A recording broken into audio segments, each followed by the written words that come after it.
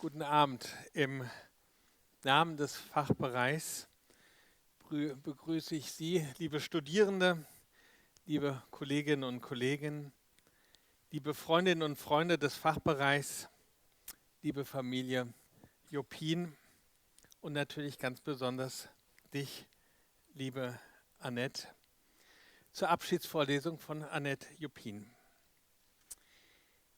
Die Lectio Valedictoria hat eine lange akademische Tradition und ist für alle ein besonderer Moment, denn es ist die Gelegenheit der Reflexion, des Rückblicks auf Wege und Gedanken, auf das Geleistete, auf Lehre und Forschung, aber auch der Moment, noch einmal neue Impulse für den Fachbereich und die nächste Generation zu setzen.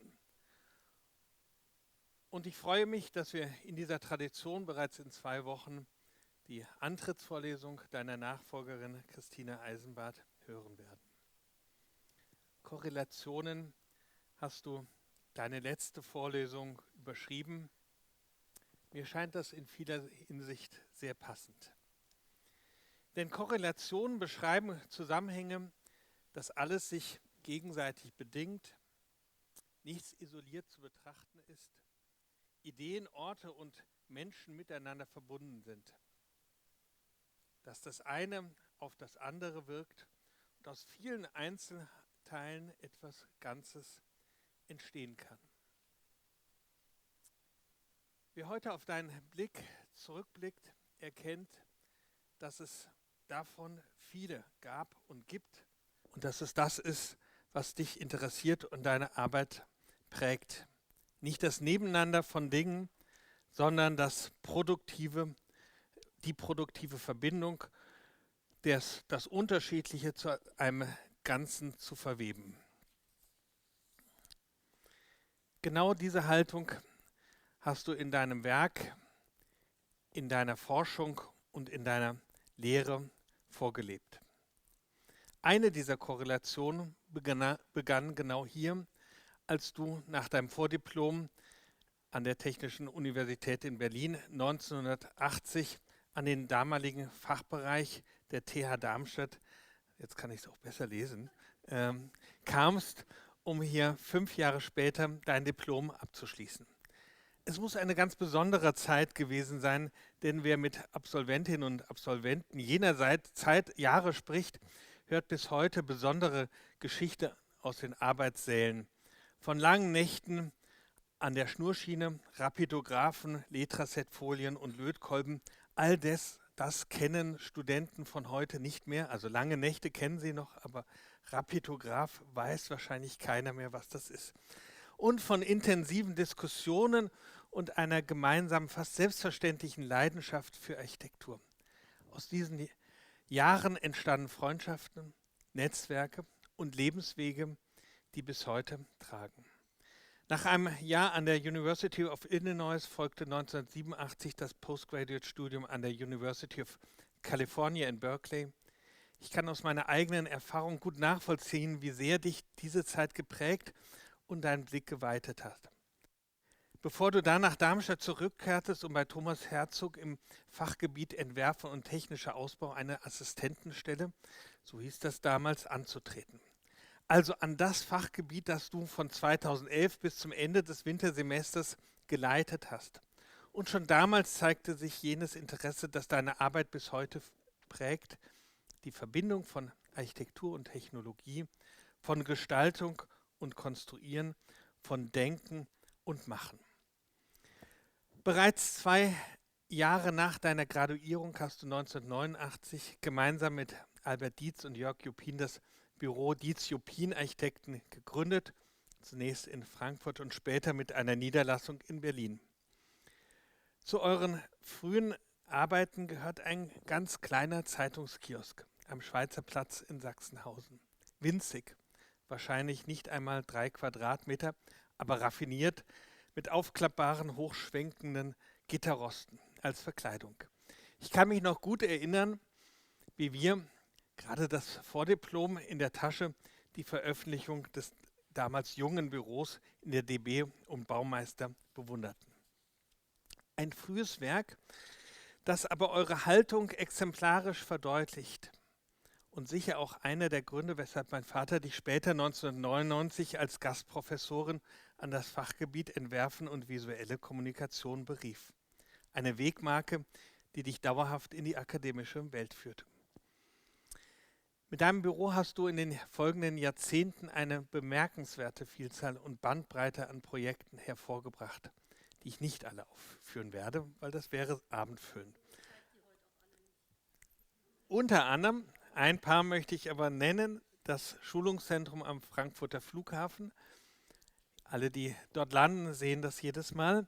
Die Max-Schmeling-Halle in Berlin, das Wohngebiet Sauerland in Wiesbaden oder das UFO Loft- und Gewerbehaus. Die Korrelation zwischen Idee und gebauter Wirklichkeit, zwischen Material und Raum, zwischen technischer Innovation und architektonischer Qualität zeichnet euer architektonisches Werk aus. Lange bevor Nachhaltigkeit zu einem allgemeinen und allgegenwärtigen Schlagwort wurde, war sie für dich Teil einer architektonischen Haltung, keine Einschränkung architektonischer Freiheit, sondern deren Erweiterung.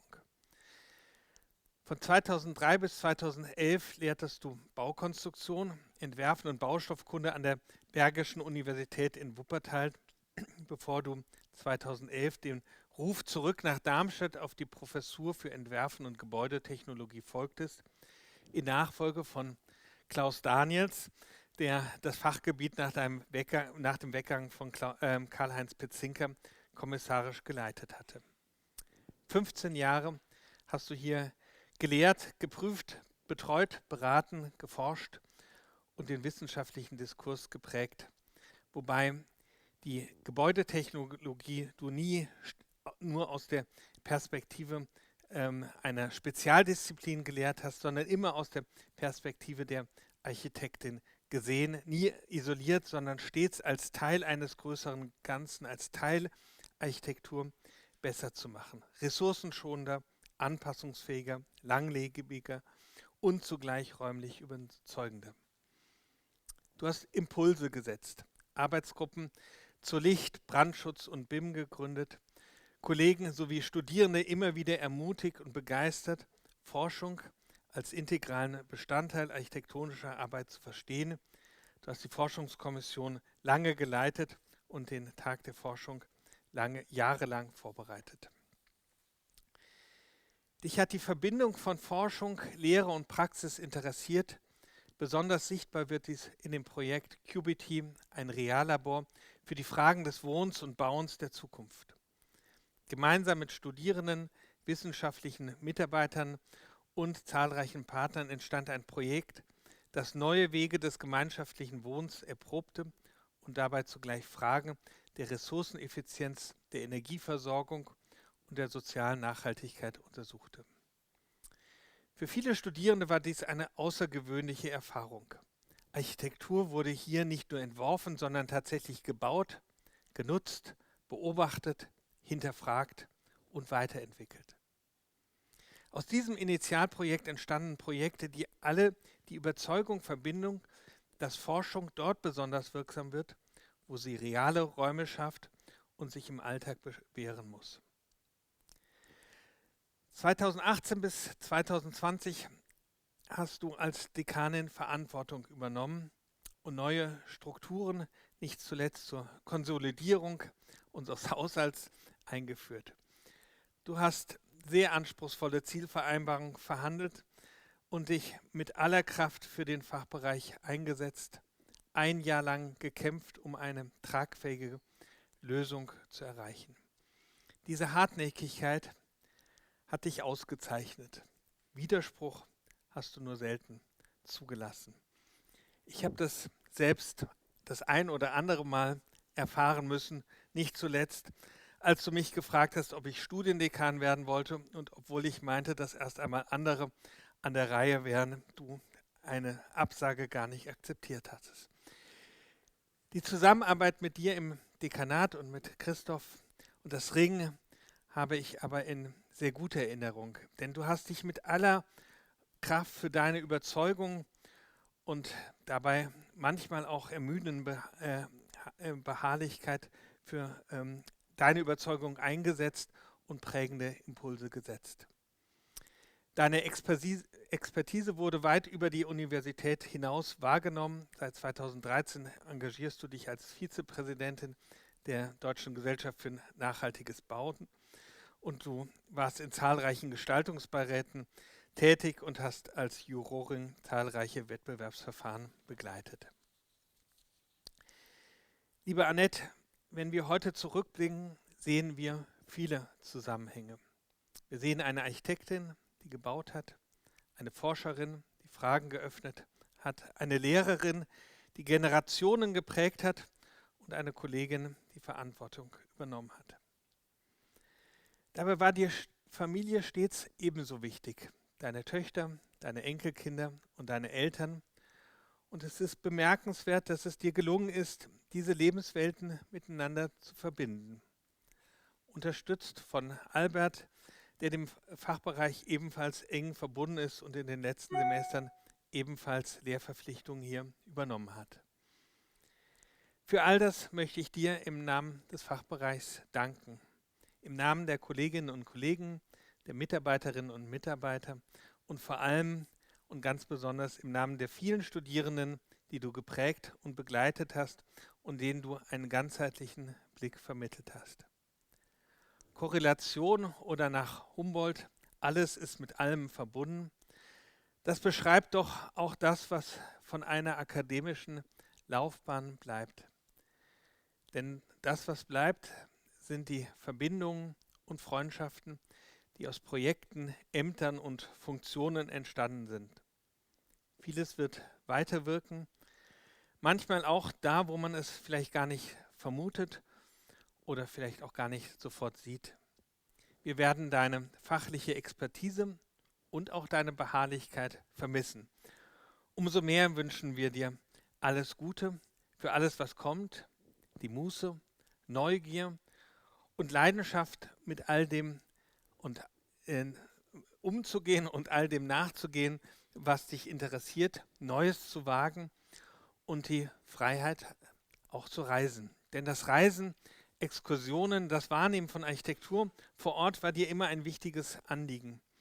In Erinnerung an deine letzte Exkursion nach Japan und Zeichen unserer Anerkennung und unseres Danks hat Katharina Immekus und Christoph Kuhn stellvertretend für die Kolleginnen und Kollegen einen japanischen Farbholzschnitt ausgewählt, den wir dir nun überreichen wollen. Und bitte Christoph und Katharina nach vorne und ergänze dies noch mit ein paar Blümchen. Und nochmal vielen, vielen Dank für all das, was du für den Fachbereich geleistet hast.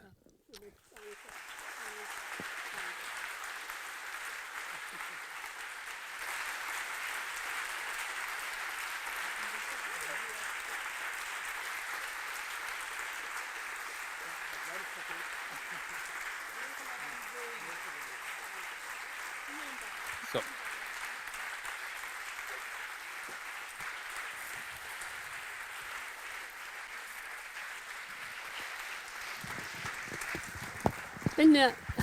Bin mir gar nicht so sicher, ob ich dieses Geschenk jetzt schon verdient habe, bevor ich meinen Vortrag überhaupt absolviert habe. Aber ganz, ganz lieben Dank. Ihr werdet merken, dass ihr ins Schwarze getroffen habt mit diesem Geschenk. Wenn ich jetzt einige meiner Gedanken mit euch teilen werde. Ich muss hier noch mich installieren, weil meine Hose hat keine Tasche, aber das funktioniert nicht. Ich stecke mir das jetzt wie ein Cowboy hier vorne mal rein. So, One Moment in Time würde ich das jetzt mal nennen. Es ist etwas, was vielen von euch noch bevorsteht. Ich darf das jetzt genießen und erstmal guten Abend. Und ich freue mich sehr, dass ihr heute hier seid. Familie, Freundinnen und Freunde, Kolleginnen und Kollegen, Wegbegleiter und Wegbegleiterinnen und auch Gäste und vor allen Dingen auch die Studierenden. Dass ihr euch die Zeit nehmt, diesen besonderen Moment mit mir zu teilen, bedeutet mir wirklich sehr viel. Ich danke von Herzen dafür. Ganz besonders freue ich mich, dass mein Vater Wolfgang heute hier sein kann. Als junger Bauingenieur war er bereits in den 60er Jahren am Bau der Institutsgebäude der TU Darmstadt hier auf der Lichtwiese beteiligt und damit lange vor mir mit diesem Ort auch verbunden. Ein Abschiedsvortrag, das könnt ihr euch sicher vorstellen, das ist kein gewöhnlicher Kalendereintrag. Und Kalendereinträge gab es genug in meinem Leben. Er bringt Erinnerungen mit sich, Aufbruchsgedanken und vielleicht auch das, was die Portugiesen Saúde nennen, diese Mischung aus Wehmut, Sehnsucht und leiser Vorfreude auf das, was kommt. Aber ich kann euch versprechen, ich werde euch jetzt nicht mit einer 90-minütigen Rede traktieren. Es wartet ja noch das Wesentliche heute auf uns, nämlich Gespräche und Begegnungen und ein doch halbwegs mögliches Sommerfest. Die Temperaturen steigen stündlich. Und vor allem möchte ich vermeiden, dass mein Enkel Elia seiner jüngeren Schwester Mathilde erzählt, ein Studium bestehe nur aus langem Quatschen im Stehen. Ja, wie hat das alles in Darmstadt angefangen? Natürlich ganz klassisch, mit einer Antrittsvorlesung. Aber Felix hat eben schon angedeutet, dass mein Weg hier etwas früher begann. Und deshalb trug auch meine Antrittsvorlesung diesen sehr kryptischen Titel, den ihr hier seht. Das ist er. Heute kann man die 26 ergänzen. Das sind die einzelnen Schritte, die ich hier absolviert habe, vom Studium bis zum Ende meiner Professur. Und das bringt, und ich wage es kaum auszusprechen, nach 45 Jahren an der TU natürlich Stoff für eine umfangreiche Chronik. Aber keine Sorge, die werde ich euch heute ersparen. Wobei ich zugeben muss, dass in knapp 5 Jahrzehnten, da sammelt sich doch einiges an Insiderwissen an, nicht nur über die Eigenschaften der Professorinnen und Professoren, auch über Arbeitsmethoden, das hat Felix eben schon angedeutet, die heute schon fast unter Denkmalschutz stehen müssten. Und über Work-Life-Imbalance, die als normal galt. Und die Frage war natürlich, wie gestaltet man dieses Finale? Und ich habe mich dann bewusst für einen Schlussspurt entschieden, also nicht für ein leises Auslaufen, eher für ein noch einmal konzentriertes Bündeln dessen, was mich getragen und bewegt hat. Und so habe ich im vergangenen Jahr entschieden, ein Buch zu schreiben, Korrelation, das seit gestern gedruckt im Verlag Müller und Bußmann vorliegt. Ja, warum ein Buch? Es ist aus meiner tiefen und sehr persönlichen Verbundenheit mit unserem Fachbereich entstanden. Eine Verbindung, die mich über Jahrzehnte begleitet hat. Erst als Studierende, dann als Lehrende, als Forschende und als Professorin. In gewisser Weise ist dieses Buch auch eine Widmung, eine Verbeugung vor unserem Fachbereich, auch vor den Menschen, viele heute hier versammelt, die mein Denken entwerfen, forschen und lehren überhaupt erst möglich gemacht haben und die auch oft genug verhindert haben, dass ich dabei völlig den Überblick verliere. Also es geht nicht um eine Rückschau im klassischen Sinn, sondern um die Frage, wie entsteht Architektur eigentlich in einem Spannungsfeld von Forschung, Lehre, Praxis, Third Mission und dann letztendlich auch der persönlichen Erfahrung. Und wie wirken diese Bereiche zusammen? Kurz, wie korrelieren sie? Eigentlich hat Felix schon viel Inhalt vorweggenommen, fast schon salomonisch. Korrelation versteht Architektur deshalb nicht als fertiges Ergebnis, sondern als lernende Praxis. Als ein offenes Gefüge aus Experiment, Zweifel, Austausch und natürlich Weiterkommen. Die 5 Kapitel des Buches folgen genau der Logik der Korrelation. Und sie folgen vor allen Dingen der Überzeugung, die mich über viele Jahre begleitet hat, dass Architektur die größte Relevanz genau dort entfaltet, wo sie offen bleibt. Offen für Wandel, offen für Widerspruch und offen für Zukunft und damit Neues erschafft. Gerade heute wird deutlicher denn je, wie sehr Architektur auf Verbindung angewiesen ist. Tiefgreifende Veränderungen angesichts des Klimawandels, globalen Bevölkerungswachstums, Verstädterung, Digitalisierung und tiefgreifenden gesellschaftlichen Transformationen. Zukunftsfähigkeit geht nicht im Alleingang. Sie entsteht im Dialog zwischen Disziplinen, Kulturen und auch zwischen Generationen. Deshalb versteht sich das Buch auch eher als Resonanzraum zur Standortbestimmung und zum gemeinsamen Weiterdenken über jene Werte und Ziele, die unseren Fachbereich als akademische und als kollegiale Gemeinschaft bis heute beeindruckend tragen. Ich selbst habe davon über viele Jahrzehnte in besonderer Weise profitiert und deshalb empfehle ich euch, lieben Studierenden, spürt diesen Zusammenhang auf und nehmt wahr, was unsere Gemeinschaft hier im besten akademischen Sinn ausmacht, als Ort eines Austauschs, der Offenheit und für eure eigenen Zukunftsperspektiven. Und da fange ich mal mit meinem eigenen Anfang an. Ganz kurz, wie begann das eigentlich? Bei mir begann das, oh, ich bin ja immer eins zurück, entschuldigt. Bei mir begann das, die persönliche Entwicklung nicht mit Klarheit, sondern mit Kälte. In einem Moment, in dem ich innehielt und spürte, dass das Vertrauen nicht mehr trägt, das Vertraute, während das Neue noch keinen Namen hat. Und so erinnere ich mich an den Winter 1979 bei minus 20 Grad auf dem Roten Platz in Moskau. Damals war ich im 3. Semester an der TU Berlin.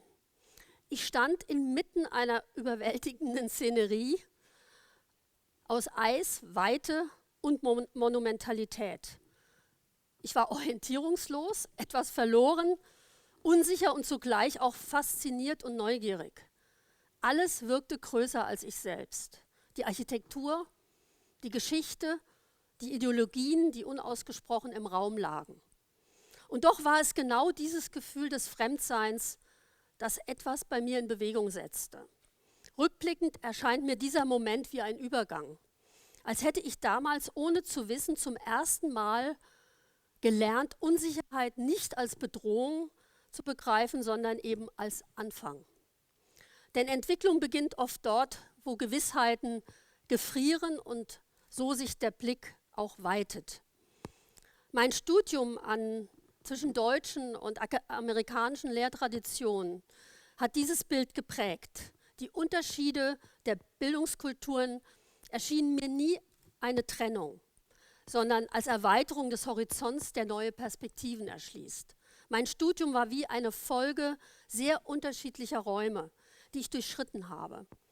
Das war zunächst die technische Präzision und sozial-gesellschaftliche Schärfe an der TU Berlin bis zum Vordiplom, dann die kreative Offenheit und intellektuelle Experimentierfreude in Darmstadt, wo ich das Entwerfen lernte, mit vielen exotischen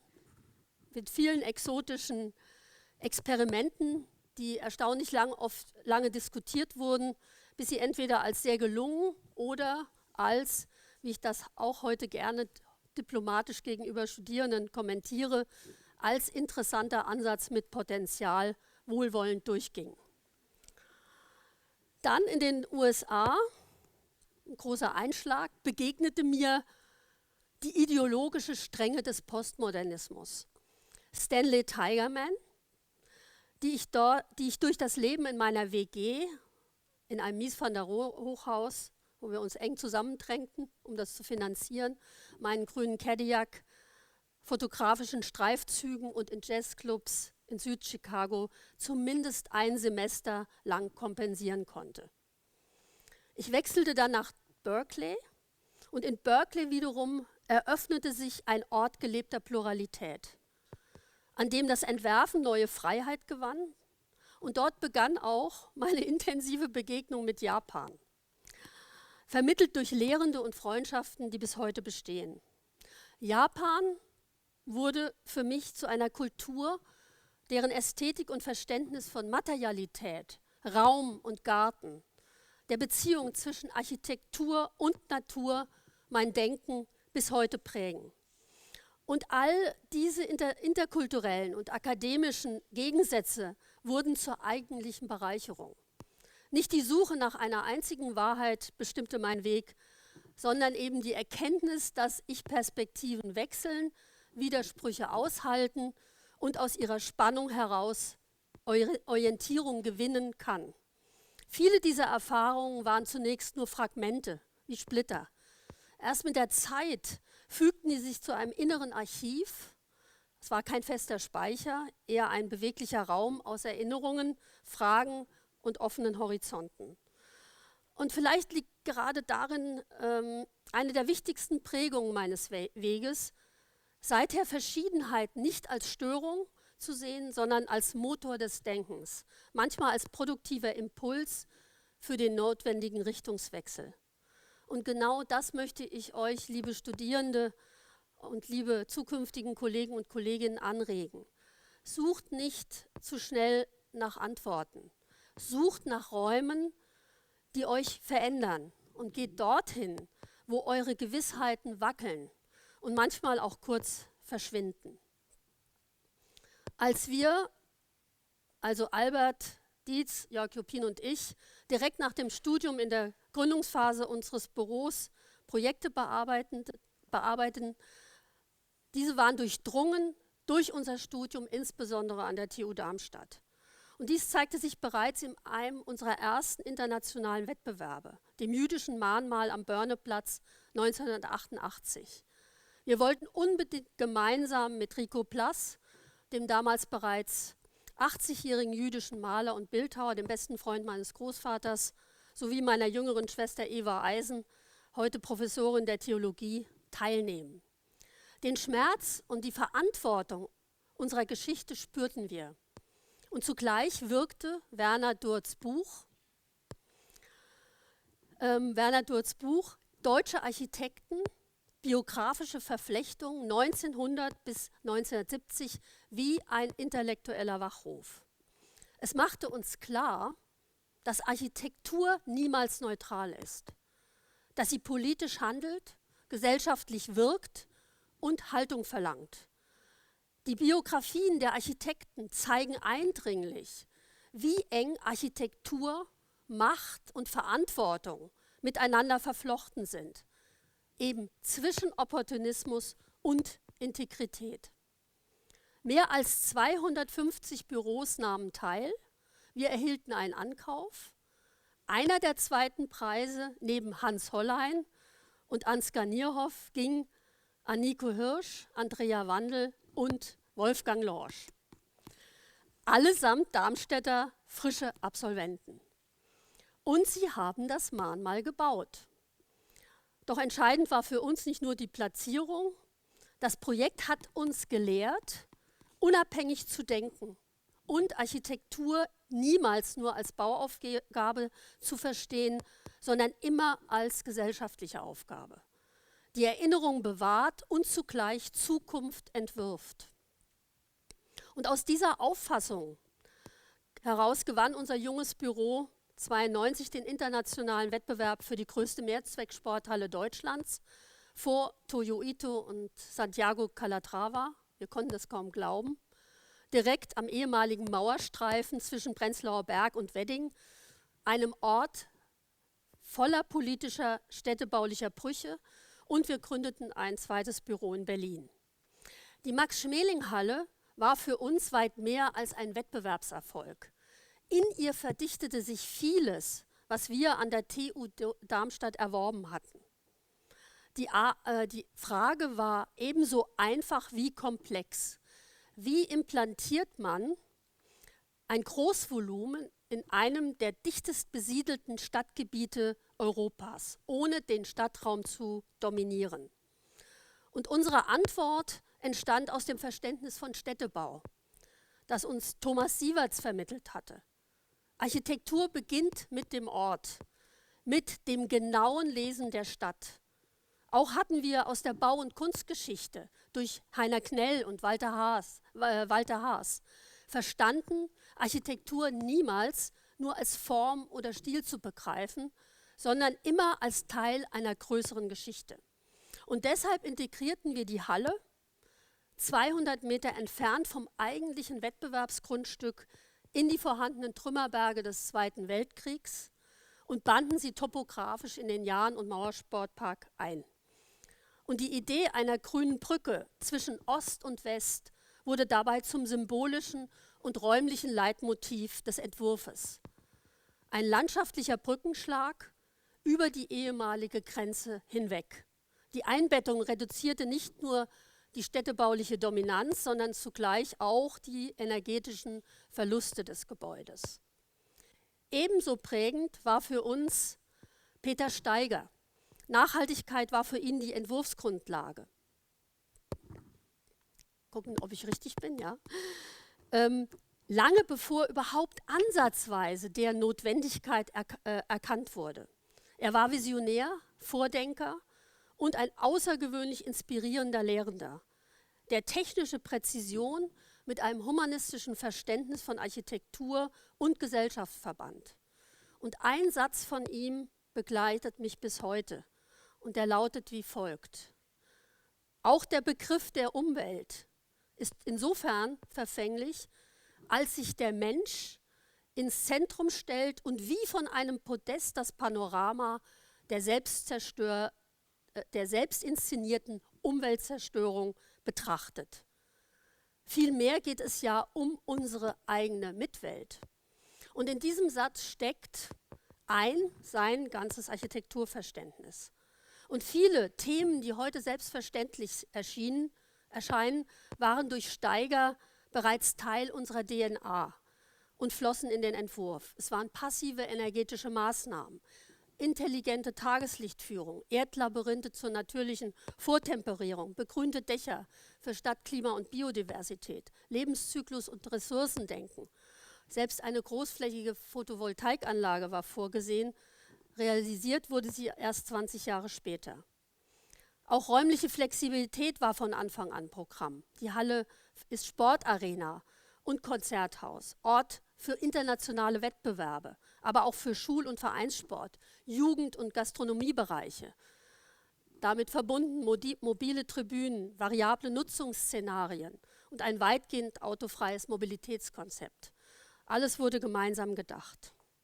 Und ebenso prägend war natürlich die konstruktive Herausforderung, die weit gespannten Tragwerke und die 200 Meter langen Glasfassaden mit ihren hohen bauphysikalischen Anforderungen machten das Zusammenspiel von Architektur und Ingenieurkunst unmittelbar erfahrbar. Eine Haltung, die uns Günter Behnisch vermittelt hat, dass der Kräfteverlauf selbst zur ästhetischen Linie werden kann. Und schließlich war die Max-Schmeling-Halle Ausdruck dessen, was wir früh erkannt haben. Die integrale Planung als Überzeugung, dass Architektur am besten im interdisziplinären Zusammenwirkend gelingt. Wettbewerbe wurden nach den ersten Erfolgen für unser Büro auch zur eigentlichen Lebensform. Weit mehr als 100 mit Erfolgen, Niederlagen und extrem strapaziösen Lebensphasen. Aber dadurch entstand eine vielfältige Spanne sehr unterschiedlicher Projekte in unserem architektonischen Werk. Ja, und unser erstes gebautes Projekt, Felix hat drauf, ich rede nur von den Anfängen, ich gehe dann weiter gleich, war der kleine Kiosk am Schweizerplatz. Der war getragen von Experimentierfreude, konstruktiver Neugier und Architektur als soziale Aufgabe zu verstehen. Nach 3 Jahren komplexer Genehmigungsverfahren bauten wir den Kiosk gemeinsam mit dem Zeitungsverkäufer Ali Rossan Hussein und stellten fest, dass Bauen manchmal schneller geht als Genehmigen. Aus einem improvisierten Stand, Felix hat es kurz erklärt, aus Klappstuhl und Obstkisten entstand ein transparenter Glaskubus mit faltbarer Hülle, tagsüber offen und einladend, nachts sicher, verschlossen, mit minimalem Flächenverbrauch, waren genau 2,8 Quadratmeter, du lagst also richtig, und maximaler Präsenz im öffentlichen Raum. Ein kleines Projekt, aber für uns eine sehr große Lektion. Aber genau darin lag auch seine Bedeutung. Der Kiosk zeigte uns, dass Architektur nicht von der Größe einer Aufgabe lebt, sondern von der Perspektive, mit der man sie angeht. und unser Kollege und späterer Freund Uli von Mende, auch hier heute da, reichte das Projekt ohne unser Wissen für den Stahlbaupreis und den Deutschen Verzinkerpreis ein. Und dadurch wurde das Projekt auch vielfach ausgezeichnet und auch international veröffentlicht. Doch wichtiger als jede Auszeichnung war die Erfahrung selbst. Nicht auf den perfekten Auftrag zu warten, einfach anzufangen. Liebe Studierende, ihr bringt heute bereits mehr mit, als euch vielleicht bewusst ist. Vertraut daher eurer eigenen Wahrnehmung, eurer Neugier und vor allem eurer eigenen Haltung. Denn nicht Projekte schaffen Haltung, Haltung schafft Projekte. Und wirklich Neues entsteht selten ohne Risiko. Niederlagen sind oft nur Erkenntnisse im Tarnanzug. Und Scheitern in der Architektur ist nichts Peinliches, sondern Arbeitsmaterial. Also sucht nicht nach den einen richtigen Weg und vertraut lieber eurem eigenen Kompass, auch wenn er anfangs noch etwas wackelt. Wichtig ist aber nicht, ob er perfekt kalibriert ist, wichtig ist, dass es euer eigener Kompass ist. Für mich gibt es noch eine zweite sehr konkrete Dimension, die des Architektin-Seins. Als ich 1989 freiberuflich begann, traf ich auf eine Realität, die mich ernüchtert hat. An der Universität fast 50% Frauen, in der freiberuflichen Praxis plötzlich die Ausnahme. Bei Terminen wurde ich nicht selten für die Sekretärin gehalten, manchmal absurd, aber eben auch ein Symptom und eine Struktur, die tiefer reicht. Und bestürzt, weil so viel Potenzial von Frauen nicht durchdringen kann. Umso wichtiger war für mich der Schritt zurück an die Universität. Es wurde eben genannt, Felix Vater hat mich auf eine Vertretungsprofessur berufen und diese Chance war entscheidend für meinen Weg. Später in Wuppertal, eine unter 3 Frauen in vergleichbaren Positionen bundesweit in Baukonstruktion und Entwerfen, und 2011 in Darmstadt die erste Architektin in diesem Fachgebiet deutschlandweit. Und 2018 war ich auch die erste weibliche Dekanin hier am Fachbereich. Heute hat sich vieles verändert, sichtbar auch strukturell, und doch es reicht nicht. Architektur bleibt in vielen Bereichen männlich geprägt, in Sichtbarkeit, Karrierewegen, Verantwortung, Perspektiven. Und darum verstehe ich Lehre und Forschung auch als Eingriff in diese verkrustete Struktur. Durch Vorbilder, durch Förderung, durch Räume, in denen Perspektiven von Frauen und verschiedene Geschlechteridentitäten selbstverständlich genommen werden. Unser ehemaliger Kollege Jo Eisele, der heute leider nicht da sein kann, verstand seine Rolle als Frauenbeauftragte als Mission und hat damit für den Fachbereich sehr, sehr viel erreicht. Und ich freue mich sehr, dass unter anderem auch Kolleginnen wie ihr, auch gerade Elke Reichel, Gender-Themen heute gemeinsam mit euch Studierenden fokussieren. Und das verändert eben nicht nur Inhalte, sondern auch die Kultur unserer Fakultät zu mehr Offenheit, Toleranz und Diversität. Auch die Studierendenschaft selbst hat sich stark verändert. Junge Frauen aus unterschiedlichen kulturellen Kontexten mit vielfältigen Biografien und Perspektiven sind angekommen und melden sich zu Wort. Und diese Vielfalt macht unsere Arbeit präziser, reicher, wacher. Wenn wir etwas bewirken wollen, müssen Gender-Themen in die Mitte der Lehre. Nicht mehr Randthema, sondern als Teil unseres Curriculums. Veränderung entsteht allein durch unser Handeln. Denn das, was heute selbstverständlich scheint, ist es oft gar nicht und kann morgen schon wieder ausradiert werden. Also setzt euch bitte ein für Frauen und marginalisierte Geschlechter, handelt und ja bitte kämpft dafür. Ja, wenn ich mich frage, warum ich in die akademische Lehre gegangen bin, obwohl wir gleichzeitig eben viel gebaut und geplant haben, dann war das nie eine Frage von Status oder Sicherheit. Entscheidend war für mich immer die Verbindung von Praxis und Lehre und später Forschung. Im Büro lernt man am Bauen. Hart, konkret, unumgänglich. In der Universität wird daraus Frage, Reflexion, Forschung. Und genau dazwischen entsteht etwas Entscheidendes, Synergie. Und was wir im Bauen erfahren, kann in die Lehre und Forschung zurückfließen. Und was wir gemeinsam in der Lehre entwickeln, wird im besten Fall wieder in die Praxis eingespeist. So entsteht Korrelation im besten Sinn, kein Nebeneinander, sondern ein lebendiger Austausch. Und dabei sind die Studierenden nicht bloß Zuhörende, sondern Teil des Teams. Studierende und Lehrende denken gemeinsam. Die irritieren sich auch gemeinsam und verschieben so die Praxis. Denn während im Büro die Realität mit Terminplan, Kosten und Bauherrschaft regiert, entsteht in der Lehre ein Freiraum, genau diese Bedingungen gemeinsam zu hinterfragen. Mich hat genau dieser Austausch interessiert, dieses immer dazwischen, dieses Hin und Her. Und vielleicht liegt darin meine größte Motivation, nicht nur zwischen Praxis und Lehre zu wechseln, den Raum auch gemeinsam mit euch zu teilen und offen zu halten. Ein entscheidender Wendepunkt war für mich die Zeit vor dem Solar-Decathlon Europa 2010 in Madrid, während meiner Professur in Wuppertal.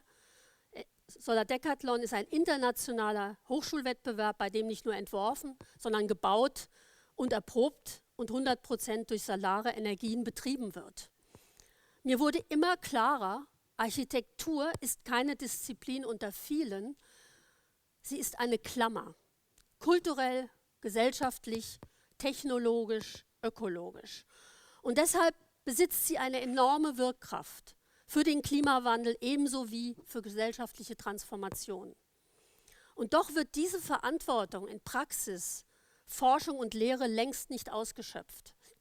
Und aus dieser Erkenntnis entstand auch mein Engagement für nachhaltige Architektur, unter anderem in der Deutschen Gesellschaft für nachhaltiges Bauen, und dem ich als im Präsidium angehöre.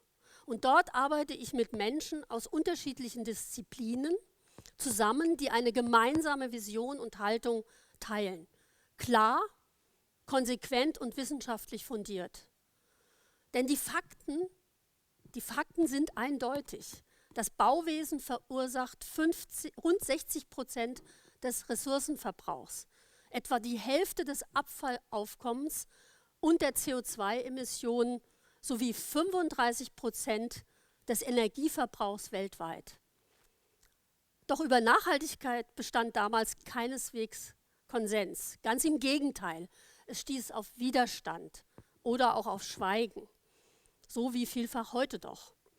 Umso klarer wurde mir, nicht einzelne innovative Technologien verändern das Bauen, sondern ihre Integration.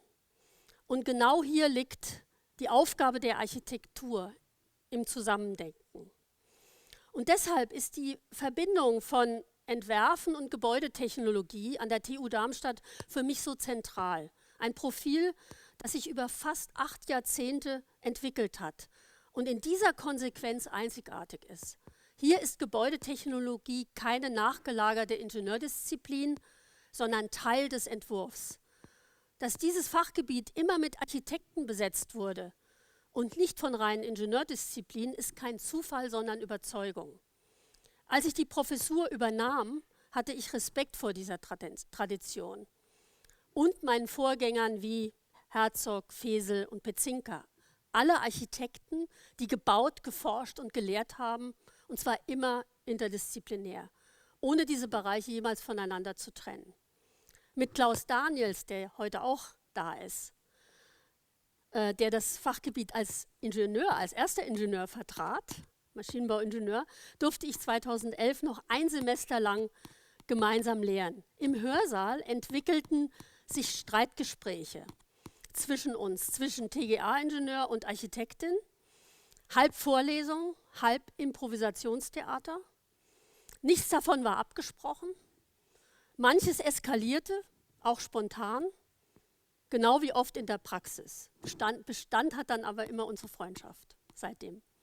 Aber unsere Diskussionen machten eines sehr deutlich: Die spannendsten Lösungen entstehen nicht im Gegeneinander, sondern im gemeinsamen Denken. Was mir Sorge bereitet: Die Defizite im Zusammendenken von Architektur, Technologie und Klimaverantwortung sind weiterhin viel zu groß.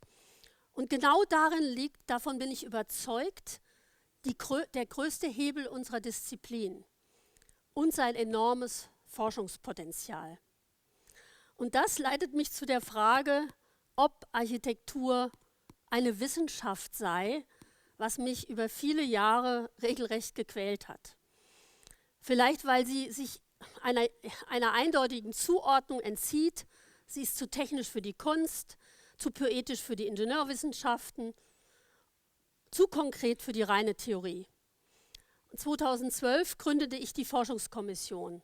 Nicht ganz ohne Widerstände. Ein gutes Zeichen, denn wo diskutiert wird, lebt der Fachbereich. Und wir haben uns dann gefragt, was ist Architekturforschung und wie wird sie sichtbar? Aus Arbeitsgruppen wurden Themen, aus Themen wurde Haltung und schließlich Forschungsprofile. 2014 etablierten wir den Tag der Forschung und plötzlich passierte etwas Erstaunliches.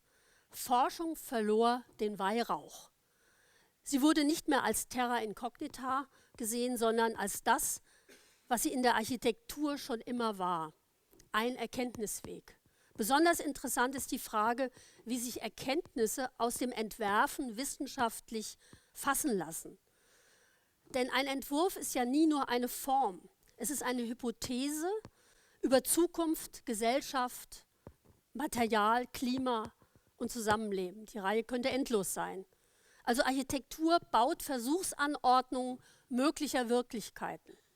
Und dabei wurde mir klarer, dass Architekturforschung keiner singulären Methodik folgt. Sie bewegt sich zwischen wissenschaftlicher Präzision und kreativer Offenheit. Vielleicht liegt genau darin unsere besondere Stärke: Rationalität und Imagination nicht zu trennen, sondern miteinander arbeiten zu lassen. Und wenn Architektur Wissenschaft ist, dann nicht trotz des Entwerfens, sondern wegen ihm. Denn Entwerfen heißt, Zukunft unter realen Bedingungen testbar zu machen. Kaum eine andere Disziplin verbindet Analyse und Antizipation so unmittelbar. Und mein Wunsch ist deshalb: Habt weiterhin Mut zum Forschen, offen und interdisziplinär. Und was mich an unserem Fachbereich bis heute beeindruckt, ist die Konsequenz, mit der hier Architektur nie nur entworfen, sondern als gebaute Forschung verstanden wurde. Ein wichtiger Aspekt hier. Denn wenn Architektur einen wirksamen Beitrag zur Bewältigung der Klimakrise leisten will, dann nicht durch Absichtserklärungen, sondern auch durch Prototypen, durch Gebäude, die Neues wagen, durch Forschung, die gebaut wird. Und hier vom Hummelhof Anfang der 90er Jahre über die international erfolgreichen Beiträge zum Solardecathlon 2007 und 2009 in Washington bis zu Wettbewerben in Madrid, Versailles und Dejoux gemeinsam mit Christoph Kuhn und dem Founder Lab und der ETA-Fabrik zieht sich wirklich eine klare Linie. Die Suche nach einer Architektur, die Nachhaltigkeit, technische Innovation und baukulturelle Qualität zusammendenkt. Dass unser Fachbereich damit international sichtbar wird und Maßstäbe setzen kann, war kein Zufall, sondern Ausdruck unserer Position, die Forschung, Lehre und Praxis als Einheit versteht. Denn diese Projekte waren nie nur Gebäude, sie sind Hypothesen im Maßstab der Wirklichkeit, geboren aus wissenschaftlicher Neugier, Risikobereitschaft und der Offenheit für unsichere Prozesse. Gerade die internationalen Erfolge zeigen, wenn sie experimentell bleibt, wenn sie sich verändern, anpassen und aus dem Realen lernen kann. Schon der Hummelhof zeigte mir im Studium, dass Architektur mehr sein kann als Formgebung, nämlich Forschung, an Klima, Energie, Material, Raum und Lebensweise. Und blickt man heute auf die Reihe realisierter Prototypen, wird etwas Ermutigendes sichtbar. Ein Fachbereich kann internationale Wirkung entfalten, wenn er Wissen nicht nur verwaltet, sondern konkret baut und aus der Einsicht, dass Zukunft im Entwurf beginnt. An dieser Stelle komme ich zu dem eigentlichen Auslöser für dieses Buch. Es war für mich eine verstörende Erkenntnis, dass Manfred Hegger, Kollege, Freund und Pionier, 10 Jahre nach seinem Tod im eigenen Fachbereich kaum noch präsent ist. Und das hat mich wirklich nachdenklich gemacht. Denn ein Fachbereich ist mehr als eine Institution. Er ist auch ein gemeinsames Gedächtnis, ein Ort, der Wissen, Erfahrungen und Positionen weiterträgt, als gleichsam lebendige Fortsetzung. Und so ist dieses Buch trotz meiner eigenen Perspektive auch ein Archiv, ein Versuch des Sammelns, Bewahrens und Sichtbarmachens, denn Archive konservieren nicht nur Vergangenheit, sie schaffen überhaupt erst die Möglichkeit, Zeit zu verstehen. Sie machen sichtbar, auf welchen Schultern wir stehen. Elie Wiesel, jüdischer Schriftsteller, Holocaust-Überlebender, Philosoph und Menschenrechtsaktivist, sagte einmal: Niemand von uns kann so viel bewirken, wie wir alle miteinander. Und vielleicht liegt genau darin auch das Vermächtnis von Manfred Hegger, in der Idee, gemeinsam etwas zu bewirken, im Denken, im Entwerfen und im Weitergeben. Alle Solar-Decathlon-Häuser, Qubity und das Founder Lab haben überlebt. Nicht nur physisch, sondern als wirksame Ideen. Während die meisten gebauten, vergleichbaren Projekte verschwanden, sind sie Referenzen, Blaupausen und Bilder einer anderen Zukunft des Bauens.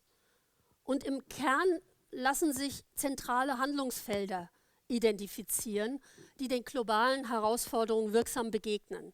Viele davon sind am Fachbereich bereits früh erkannt, beforscht und auch gerade in Bearbeitung. Und welche Beiträge unserer Projekte zu den zentralen Zukunftsthemen Beiträge leisten, möchte ich kurz schlaglichtartig an unseren gebauten Prototypen und auch Forschungsprojekten verdeutlichen. Als Ermutigung, den erfolgreichen Weg des Fachbereichs fortzusetzen. Die ersten Themenfelder lassen sich an Qubity konkretisieren, das 2014 im Rahmen des Solar-Decathlons Europe in Versailles als Demonstrationsprojekt entstand. Innerhalb von nur 9 Monaten entwickelte das interdisziplinäre Team mit 50 Studierenden unseres Fachbereichs das damals weltweit erste Studierendenwohnhaus im Plus-Energiestandard. Möglich wurde das durch die Zusammenarbeit mit 2 hessischen Ministerien, dort immer getragen von Rüdiger Schwer, der heute hier ist, und mit engagierten Partnern aus der Bauindustrie und vielen Menschen, die an die Kraft gemeinsamer Innovation geglaubt haben. Ab 2016 wurde es als Living Lab mit studentischen Bewohnerinnen in Frankfurt von 12 Studierenden bewohnt, sozialwissenschaftlich beforscht und energetisch begleitet. Unsere Ausgangsfrage war ebenso einfach wie aktuell: Wollen wir künftig leben? Und unter den Bedingungen von Klimawandel, Ressourcenknappheit, wachsender Verdichtung und auch zunehmender sozialer Isolation. Und Qubity war deswegen nie nur ein Gebäude. Es war ein gebautes Zukunftslabor, ein Haus als Hypothese. Und genau darin liegt der Kern dessen, was wir. Und aus dieser Haltung heraus entstand bereits in Wuppertal Modell Research Design Build Operate, getragen vom Prinzip der forschenden Lehre.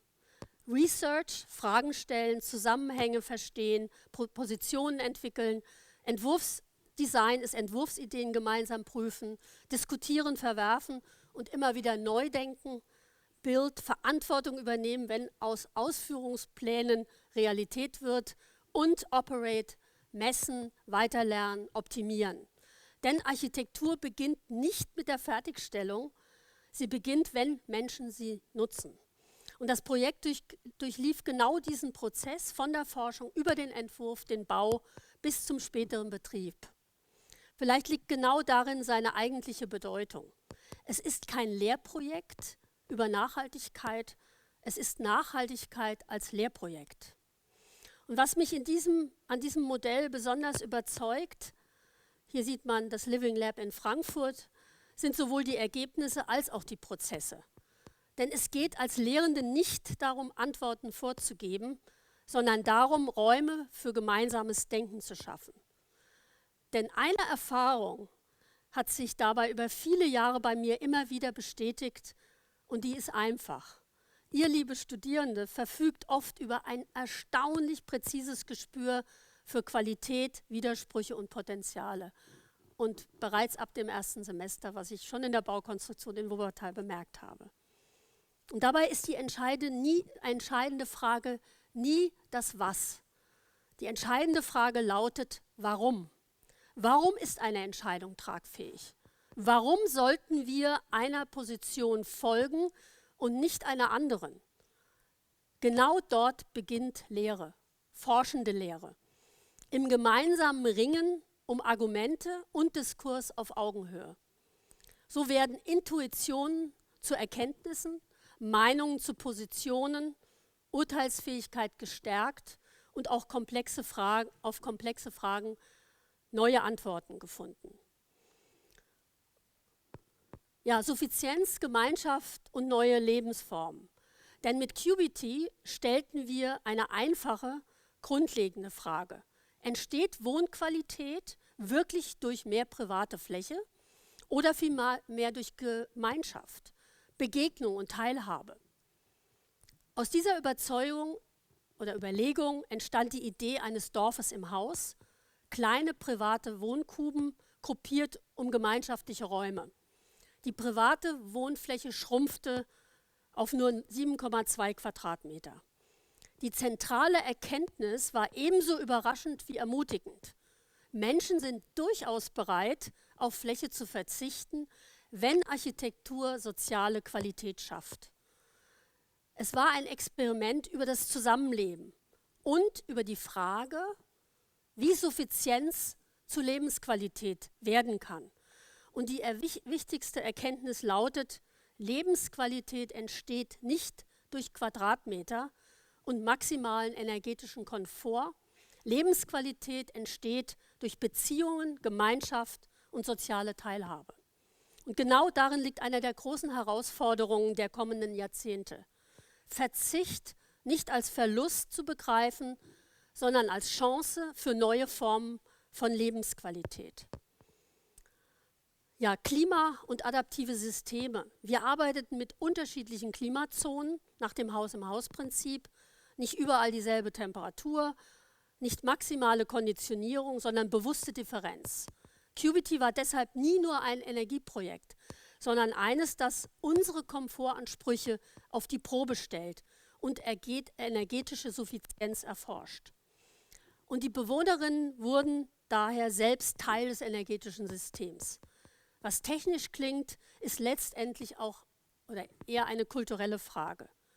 Vielleicht beginnt die nächste Moderne dort, wo wir wieder lernen, Unterschiede auszuhalten, Ressourcen sichtbar zu machen und damit auch mehr Verantwortung übernehmen.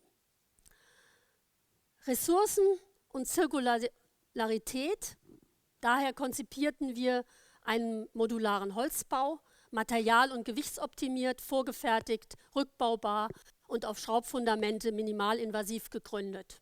Schon damals untersuchten wir Materialkreisläufe, Lebenszyklen und ökologische Wirkungen. Heute nennt man dies zirkuläres Bauen. Wir werden künftig sicher gerne weiter über architektonische Formen diskutieren. Ich voran. Aber intensiver über Stoffe, Kreisläufe und Wiederverwendung. Und das Projekt wurde erstmals in Versailles aufgebaut, dann in Frankfurt wieder aufgebaut oder eher montiert, bewohnt und beforscht. Und heute fungiert es in Merzenich im 3. Lebenszyklus als internationales Atelierhaus für die Transformation am Hambacher Tagebau und in Nordrhein-Westfalen. In weiteren Forschungsstufen untersuchten wir Resilienz und Transformation, also wie sich das Projekt zum Beispiel als Baustein für die Nachverdichtung nutzen lässt, auf Dächern, in Höfen, in Baulücken oder für temporäre Nutzung sowie durch andere Formen dieses Gebäudes. Und dabei wurde deutlich, die nachhaltige Entwicklung unserer Städte darf und kann künftig nicht von Expansion als von der intelligenten Transformation des Bestandes geprägt sein. Resilienz bedeutet dabei nicht allein die technische Bewältigung der Folgen des Klimawandels. Resilienz bedeutet vor allem Wandlungsfähigkeit, die Fähigkeit von Gebäuden und Städten, sich zu verändern, ohne ihre Identität zu verlieren. Nach QBT beschäftigte mich eine neue Frage, die nach neuen Arbeitswelten und typologischer Offenheit. Lassen sich die räumlichen und sozialen Prinzipien gemeinschaftlichen Wohnens auch auf neue Formen des Arbeitens übertragen? Gemeinsam mit der Julius-Maximilians-Universität Würzburg entstand daraus das Founder Lab, ein Ort für gründende, forschende und kollaborative Arbeitsformen. Und mich interessierte dabei weniger die Funktion als die Kultur des Raumes, wie ähnlich sich Wohnen und Arbeiten inzwischen geworden sind. Und warum haben wir sie architektonisch so lange getrennt gedacht?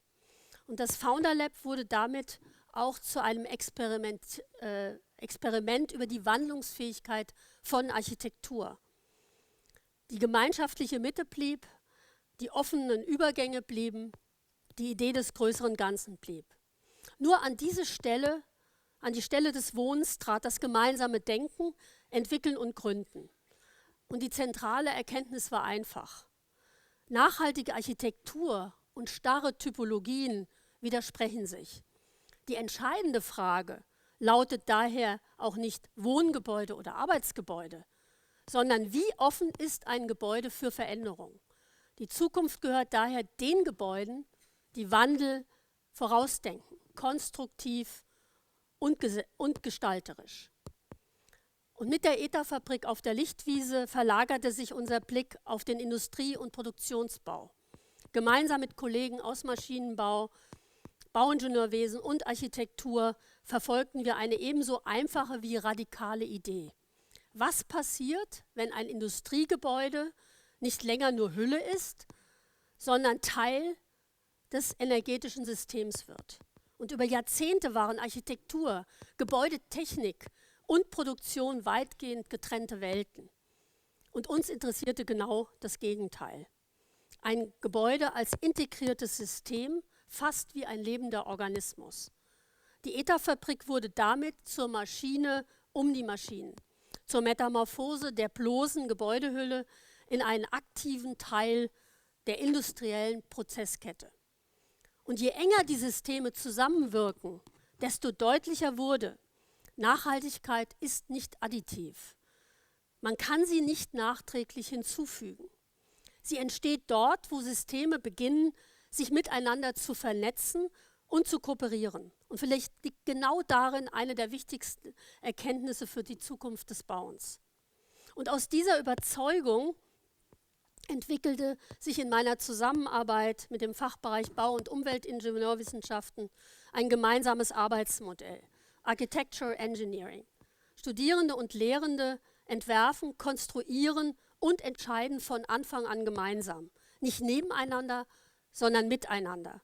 Projekte wie Future Hybrid High-Rise, QBT Digital oder auch der Brückenschlag im Ahrtal wurden so zu Laboren einer neuen Hochschulkultur, offen, kollaborativ und realitätsnah. Architecture Engineering ist für mich deshalb mehr als ein Modell. Es ist ein Zukunftsbild. Kooperieren nicht als Ausnahme, sondern als Struktur. Und darin liegt gerade hier an der TU Darmstadt ein besonderes Potenzial. Architektur und Ingenieurwissenschaften zu einer gemeinsamen Kultur des Entwerfens, Forschens und Bauens eng zu verbinden. Ja, künstliche Intelligenz und digitale Planung, aber auch digitale Zwillinge und Simulationen verändern die Architektur grundlegend. Aber die eigentliche Frage ist wieder nicht technisch, sie ist wieder kulturell. Nicht, was können Maschinen für uns entwerfen, sondern wie bleibt Architektur im Zeitalter der Algorithmen ein kultureller, sozialer und verantwortlicher Akt. Im Projekt Brückenkopf Neuss haben wir genau das mit Studierenden ausprobiert. Ein Transformationsprojekt im Bestand, auch ein Third Mission Projekt, getragen von der Stiftung Kunst und Baukultur Britta und Ulrich Findeisen, heute vertreten durch unseren Kollegen und Freund Markus Schmale und dem privaten Eigentümer. Aus einem denkmalgeschützten Bauwerk in den Rheinauen wurde ein Entwurfslabor für KI mit offenem Ausgang. Es war eine besondere Ausgangslage. Lehrende und Studierende wussten von Anfang an ungefähr gleich viel, nämlich erstaunlich wenig. Und genau darin lag die Chance. Wir haben KI nicht vermittelt, wir haben sie gemeinsam erforscht. Wir waren quasi unsere eigenen Versuchskaninchen. Und aus textlichen Leitideen wurden Prompts, aus Prompts wurden Bilder, aus Bildern wurden Denkangebote, keine Lösungen, sondern Verschiebungen. Und plötzlich wurde Entwerfen dialogisch zwischen Mensch, Maschine und unserer Interpretation. Und die Erkenntnis ist, auch durch unser weiteres KI-Entwurfsprojekt mit Exkursion nach Asien, das Hybrid High-Rise 2.0 in Singapur, KI ersetzt nicht das Entwerfen. Sie erweitert es. Sie vervielfacht Möglichkeitsräume, aber Möglichkeitsräume verlangen Entscheidungen. Denn Architektur entsteht nicht im Prompt, sondern in seiner Deutung. Gleiche Eingaben, unterschiedliche Ergebnisse, keine Kausalität, sondern Korrelation. Und damit verändert sich unsere Rolle als Architekten und Architektinnen. Weg vom exklusiven Entwerfen hin zum Lesen, Filtern, Entscheiden. Zum Kuratieren von Möglichkeiten. KI kann Bilder erzeugen, aber keine Verantwortung übernehmen. Darum wird eine Fähigkeit für uns noch zentraler, die nicht automatisierbar ist, unsere Urteilskraft. Das kritische Einordnen, Bewerten und Verdichten von Möglichkeiten. Oder auch zugespitzt, je stärker die KI wird, desto wichtiger wird die kulturelle Intelligenz der Architektur. Denn ohne sie produziert die KI selbst die leistungsfähigste Technologie vor allem eines, überzeugend wirkenden Blödsinn. Die Zukunft der Architektur beginnt nicht beim Neubau. Sie beginnt im Umbau und beim Weiterbauen. Denn Strukturen sind längst da.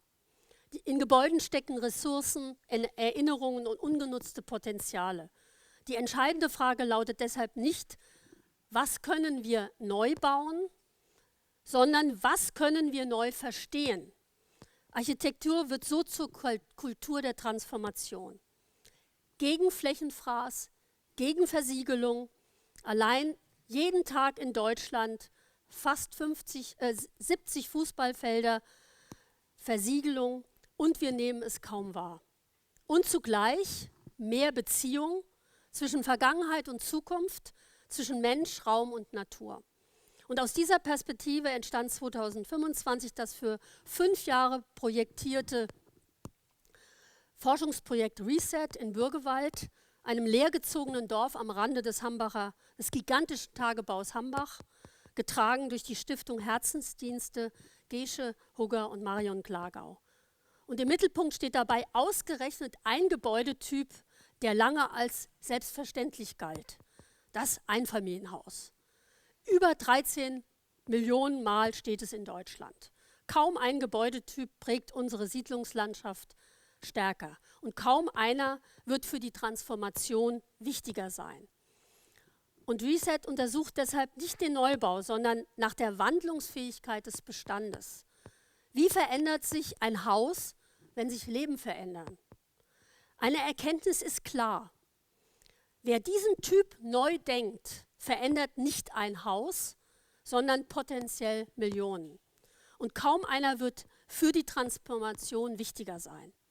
Und aus dem Einfamilienhaus im Bürgewald wird stufenweise ein Reallabor für ein soziales Projekt, ein Ort, an dem gesellschaftliche Zukunft nicht beschrieben wird, sondern erprobt wird. Denn soziale Nachhaltigkeit ist kein Zusatz. Sie ist Kern der Architektur. In Bürgerwald arbeiten Studierende, Forschende und lokale Akteure gemeinsam an dieser Frage auch im nahegelegenen Atelierhaus Cubity. Nicht abstrakt, sondern konkret. Und genau darin verändert sich auch die Rolle der Universität. Weg vom reinen Erzeuger von Wissen hin zu wirksam werden von Wissen. Third Mission ist dabei keine Ergänzung, sondern Rückbindung zur Gesellschaft. Vielleicht entsteht die wichtigste Architektur der Zukunft deshalb nicht dort, wo etwas Spektakuläres neu entsteht, sondern dort, wo Bestehendes klug weiterentwickelt wird. Wo Natur und auch Garten wieder Teil des Alltags werden. Und da, wo Menschen bleiben können. Und das führt mich abschließend zu der ethischen Frage des Bauens. Nicht nur, was bauen wir, sondern warum bauen wir, für wen? Und müssen wir überhaupt bauen? Ich spitze bewusst zu, im Zeitalter des Klimawandels geht es um das Überleben. Und damit steht jedes Bauwerk unter Begründungspflicht. Jede Entscheidung hat ökologische, soziale und kulturelle Folgen. Und vielleicht liegt hier der Kern.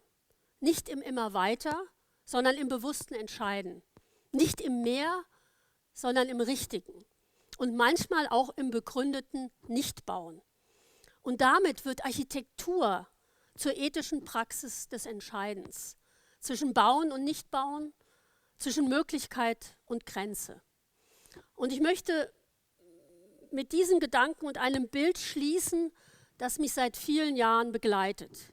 Louis Kahn erinnert sich an seine Kindheit. I know when I was a kid, we used to throw the football out of a first floor window. We never went to a play space. The play began immediately.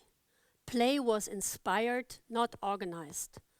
Also kein vorgezeichneter Raum, keine Regeln und doch entsteht etwas. Aus Bewegung, aus Vertrauen, aus dem ersten Wurf. Und genau darin liegt für mich Architektur. Nicht im abgesicherten Plan, sondern im mutigen Beginn.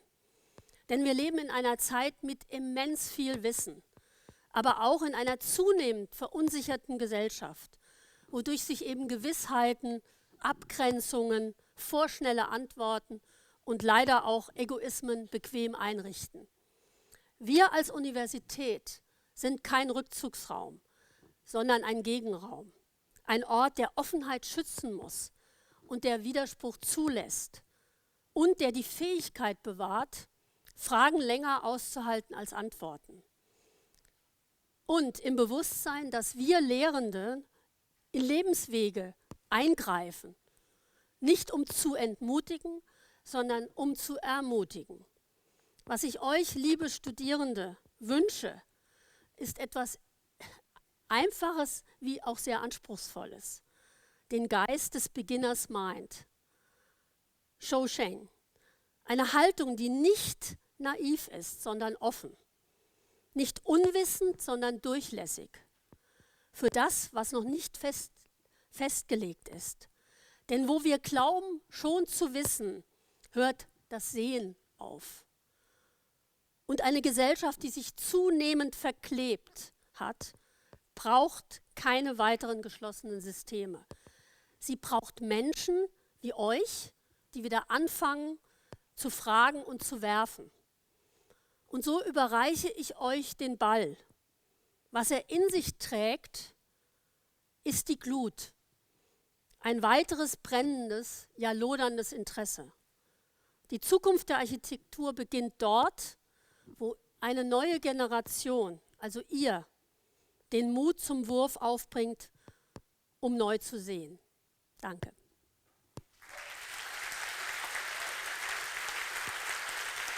Danke.